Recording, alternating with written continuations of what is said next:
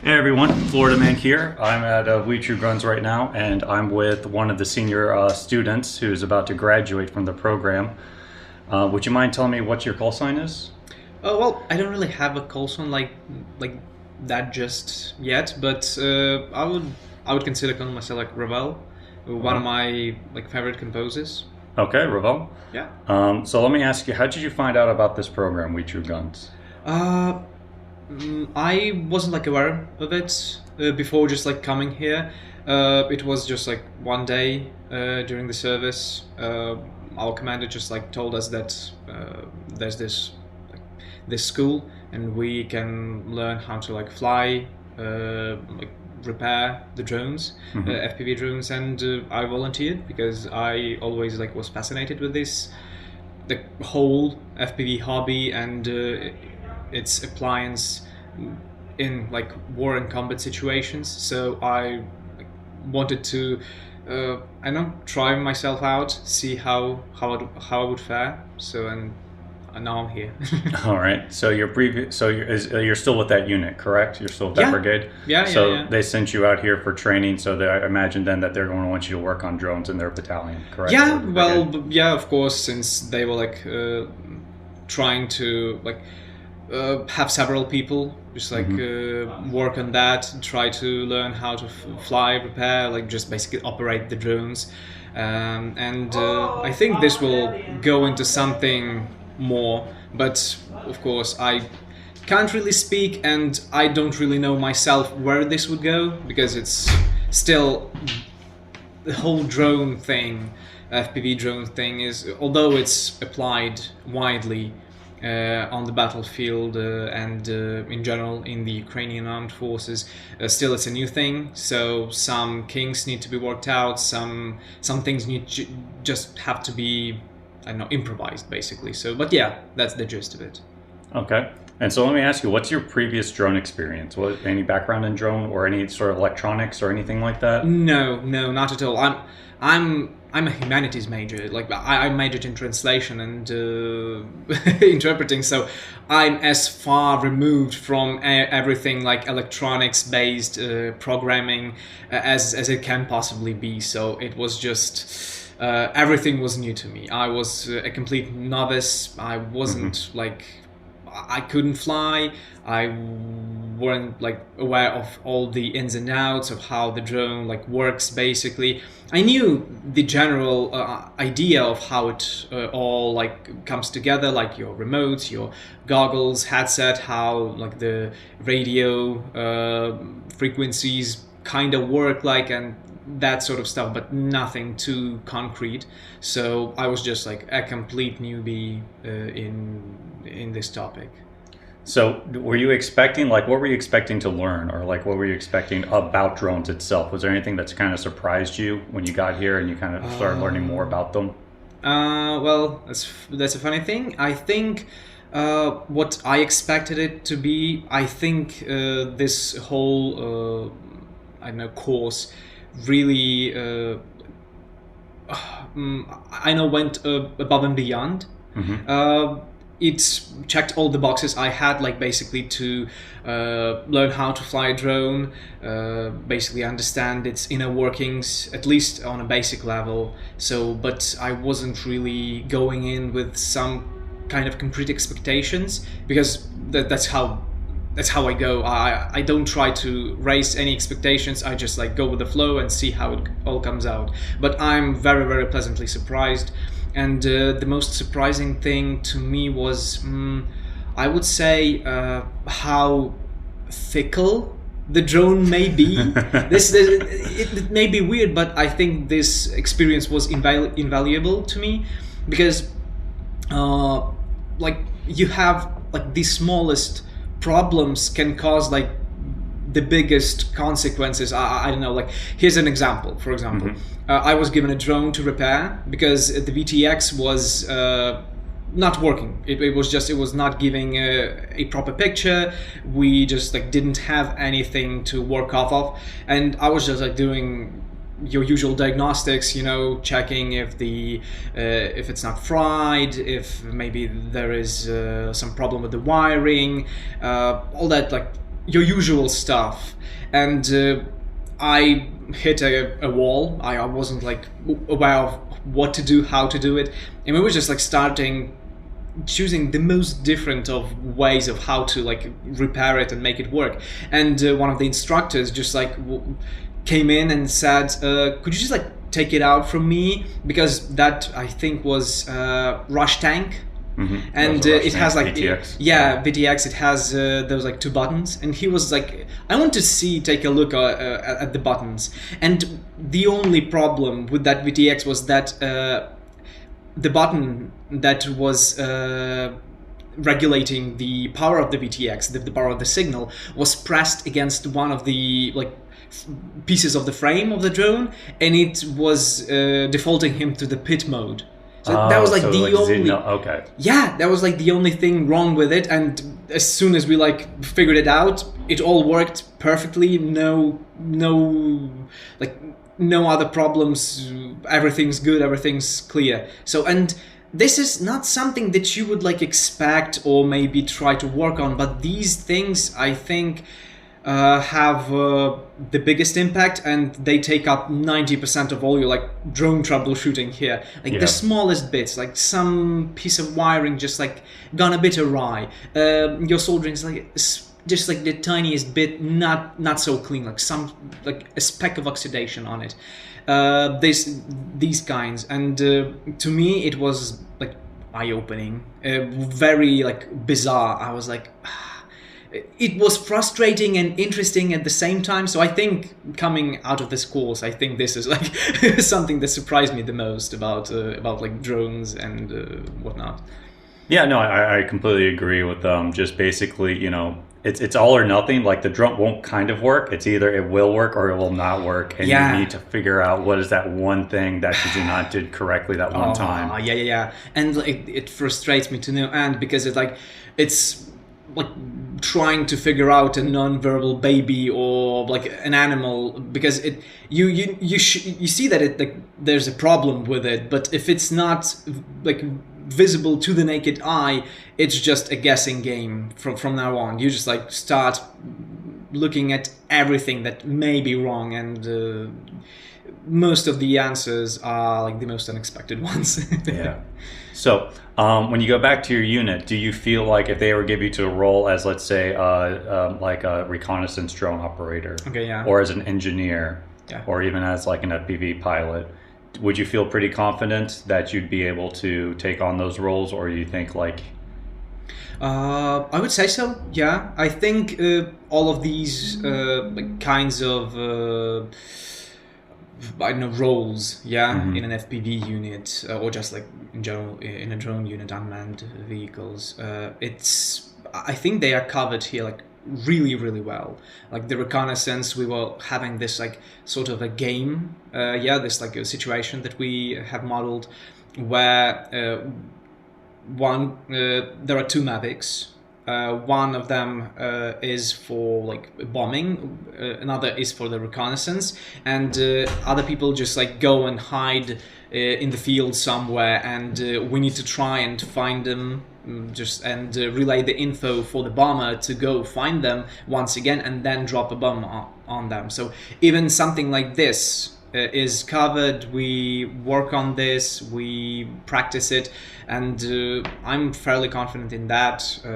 As for the engineering stuff, I've broken so many drones and so many parts of my drone, and I had to like almost like reassemble it from ground up. I even called him like the drone of Theseus, because there's almost like no original parts of it left.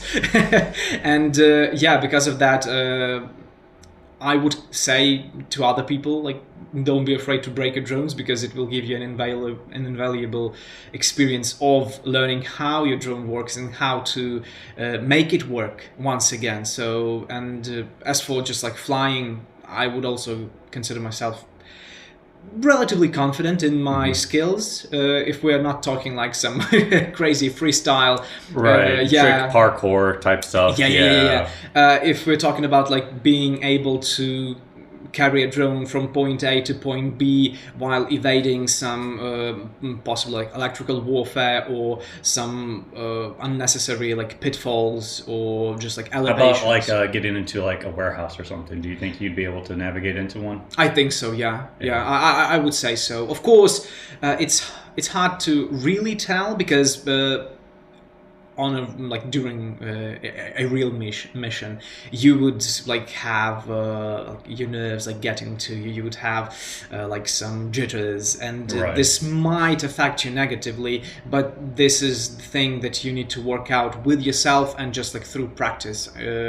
But I'm like 90% sure I would be able to do that. So I always practice these like narrow, tight corners, like tight holes, like trying to fly inside and outside like of the window or like some boxes, and I got like really good at it. I think so. I would say so. Yeah. Yeah. So you think you got enough like actual practical hands-on drone time as well, like out in the field instead of not just on liftoff? Yeah. For sure.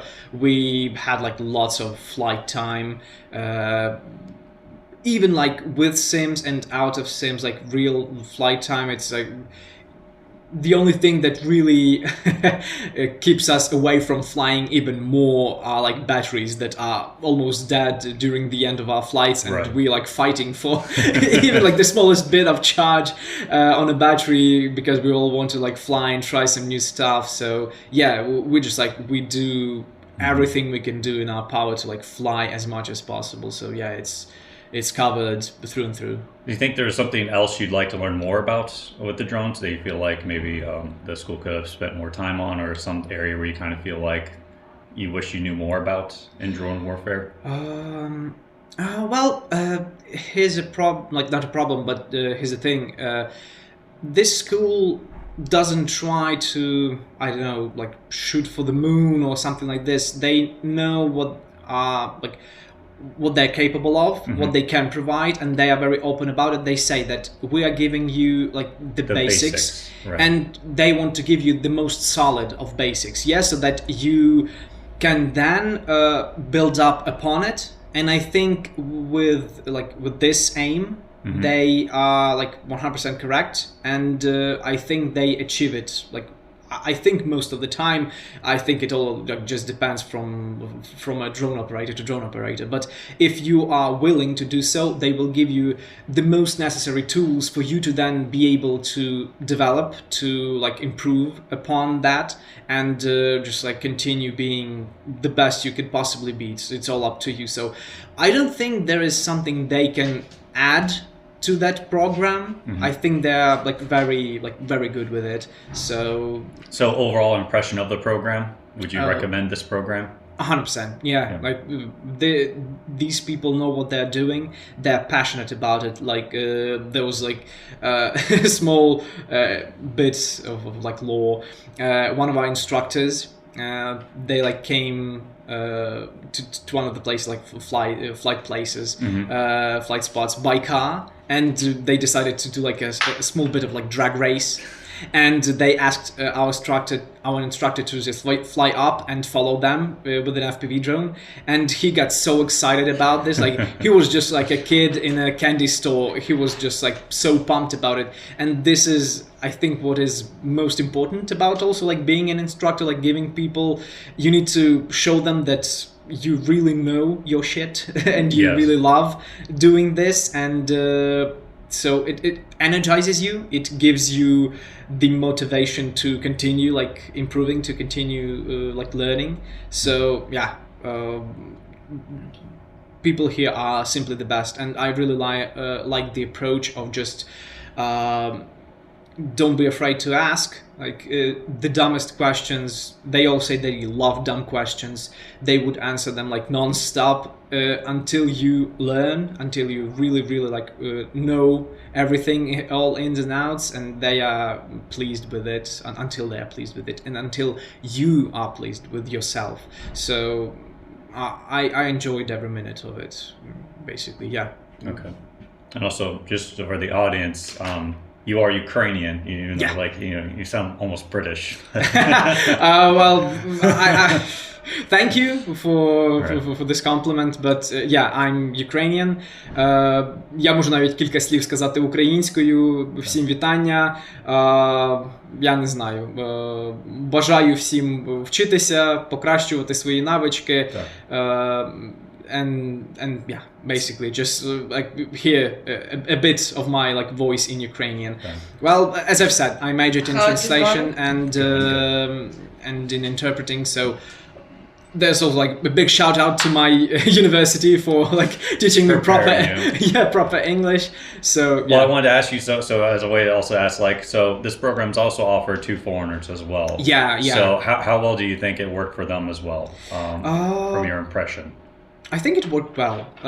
Basically, when you enroll here, come to this school, most often you have the previous class also like finishing up, having the last days of just like preparation, maybe some flights, maybe some other things, and yeah. So with that, I was able to catch like a few of like I think it was one British person, one American, like 2 or 3 Americans, and yeah, when I came in, they seemed so confident. They were always like tinkering with something, working, conversing with the instructors. Instructors were like providing them with like all of the necessary information, and yeah, so I think it works well for them as well. And I was like, probably because of my English, paired with a foreigner, an American man. So, and